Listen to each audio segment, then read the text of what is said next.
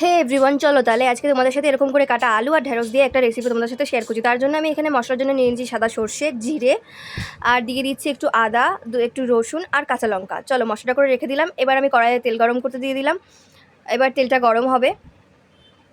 তেলটা গরম হয়ে গেলে এর মাঝে আমি দিয়ে দিচ্ছি 5 ফোড়ন, দিয়ে দিচ্ছি হলুদ আর একটু কাশ্মীরি লঙ্কার গুঁড়ো কালার হওয়ার জন্য। এবার এর মাঝে আমি আলুগুলো দিয়ে ভেজে নেব। আলুগুলো দিয়ে নাড়াচাড়া করে কিছুক্ষণ ভাজবো।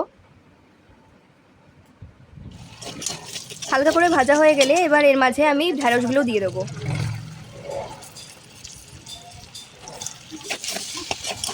ঢেঁড়সগুলো দিয়ে কিছুক্ষণ হালকা করে ভেজে নেওয়ার পর আমি এর মধ্যে দিয়ে দেবো মশলাটা, যে মশলাটা আমি করে রেখেছিলাম। দিয়ে দিচ্ছি স্বাদ মতো নুন। এবার ভালো করে আমি এটাকে কষিয়ে নেব। কষানো হয়ে গেলে এর মাঝে আমি জল দিয়ে দেবো। জল দিতে হবে কারণ আলুগুলো সেদ্ধ হতে হবে। আলুগুলো তো ওরকম সেদ্ধ হয় না, তার জন্য আমি জল দেবো, একটু বেশি করে দিয়েছি জলটা, যাতে ভালো করে সেদ্ধ হয়ে যায়।